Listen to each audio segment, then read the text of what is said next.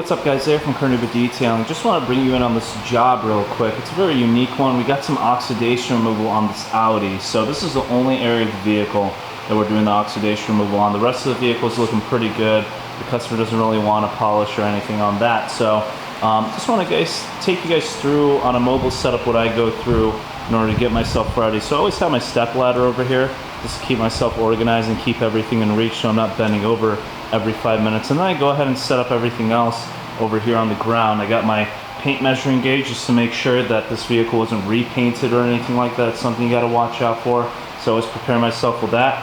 I always prepare my wet sanding stuff as well if I do need to wet sand. In this case, we're not going to have to, so it's going to be great for both me and the customer.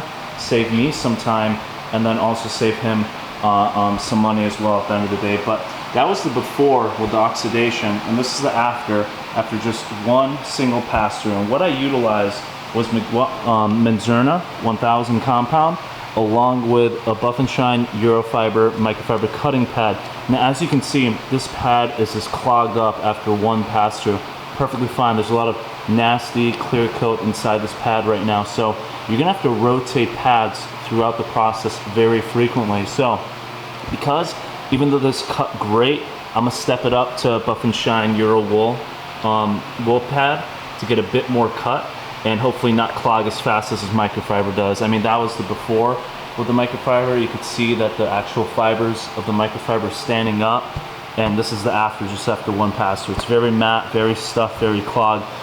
You can go ahead and clean them out. It's gonna take you some time, prolongate your process, or you can go ahead and step up to something like a wool pad, which is gonna cut faster for you, not load up as quick as well, and you're gonna be set to go. So I'm gonna show you guys the process with the wool pad and show you guys the before and after results in just 1 second.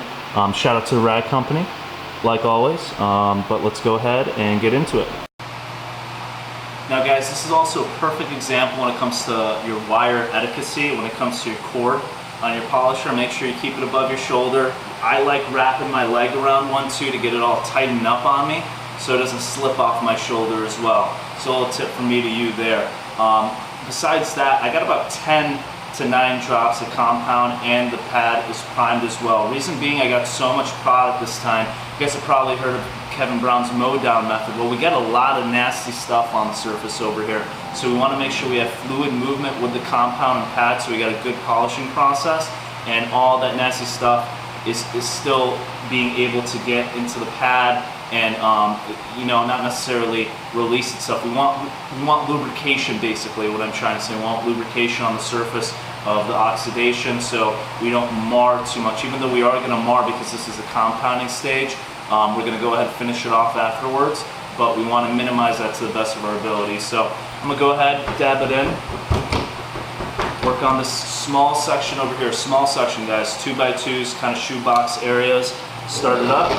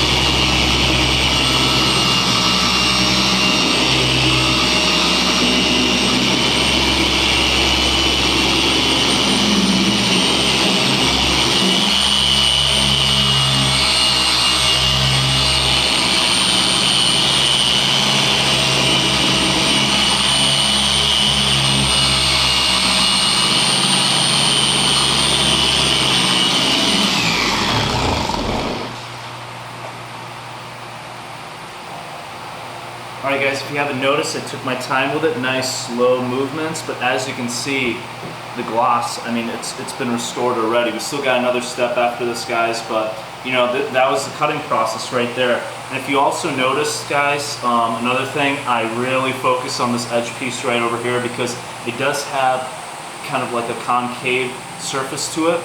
And the Buff and Shine wool pads don't have an interface in between your backing plate and the pad itself, which is a great thing because that distributes your power and pressure quickly to the surface of the panel, giving you that fast cutting ability. That's what I want from a wool pad. I want fast cutting ability, so I can cut through real quick, move on to my next step. The only downside to that is when you move on to these areas, it's kind of hard to get that pad in there so you can cover and take care of whatever oxidation, swirls, or whatever you're trying to take care of. So you kind of got to move around with it, dance with your actual DA or rotary or whatever you're working with to go ahead and take care of those little sections right there, okay? Just something I do personally that works really well. Take your time with it, guys, but as you can see, massive difference, massive before and after, okay?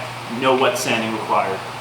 And like I said, guys, your pads are going to get clogged up pretty fast because of the oxidation, but I can go ahead and mist this down a little bit with some quick detailer or just some water and go ahead and start my cutting once again on the next section pass over there, 2x2 section. But after that, I'm going to go ahead and replace this and move on to my next wool pad. Now, again, guys, the reason why you switch and you want to work clean is because you don't want all that nasty gunk and clear coat to start marring your surface, giving you a worse finish. So when you go ahead and polish, it's going to be more difficult on you. Just something to keep in mind, okay? But I'm going to go ahead and finish off the rest of the hood, then we move on to the polishing process, all right?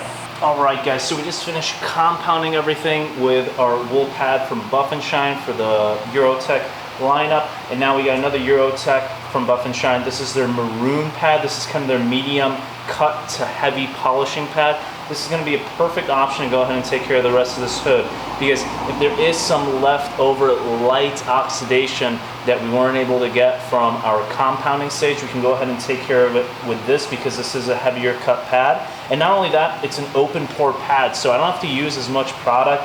The product releases from the pad very easily onto the paint for you to go ahead and polish, and it's just a very smooth polishing experience overall with a pad like this. Now you can use this on your dual action polisher or your force action or your even your 8mm polishers. You can use it on. They have a 5-inch, 3-inch, and then also this 6-inch right over here for your larger long throw polisher. So we're going to go ahead and jump right into our polishing stage. And just a heads up, guys, I'm using Playmaker for my final polishing stage. It's an all-in-one. It gives us some gloss and shine, fills up some scratches. We're not chasing scratches, it's oxidation removal. Remember that. Removing the scratches underneath the oxidation, that's a whole nother story that we got to work with. But we're going to go ahead and use Playmaker with a Buff and Shine maroon pad, and let's get going.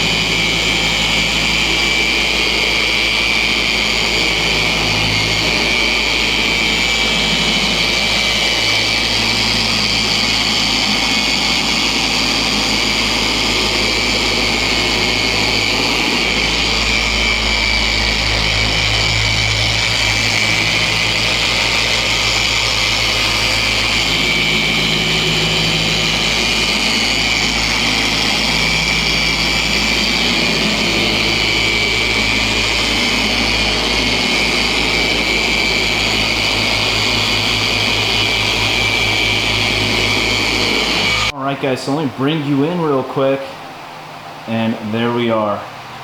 Nice, shiny, glossy. So the last thing I gotta do is just a quick wipe down, get all this dust off there. We did the compounding stage, and we did the finishing stage with Playmaker.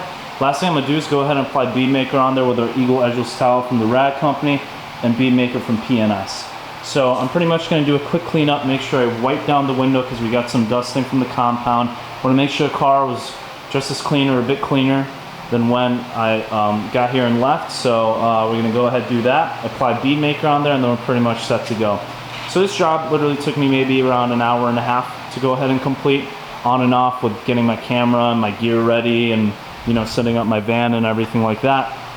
But, you know, something like this is more so of a specialized requested service. It's not something I can just like come out on the phone and quote somebody on. I do really need to check out the car, and that's what we did today and kind of gave the final quote. But you know, a service like this, even though it does only take you a certain amount of time, you should be charging at least somewhere between $80 to $100 an hour when it comes to this type of work. This is very specialty work, especially if wet sanding was required as well. Not everybody can just go ahead, wet sand, or remove oxidation very easily. So you want to make sure you get paid for your experience and your knowledge and your skill. So just take note of that, all right, guys? Besides that, that's pretty much for my detailers out there. We're going to go ahead, clean this up, top it off with Beam Maker, and we're all set to go, guys. Thank you so much for watching. If you guys enjoyed the video, make sure to like, leave a thumbs up, subscribe, and also check out my podcast with a few friends of mine. It's called the AZ Detail Project. Link is in the description below. New podcast you can find on YouTube, Spotify, and hopefully in iTunes pretty soon as well. Thank you so much, guys, and enjoy that shine.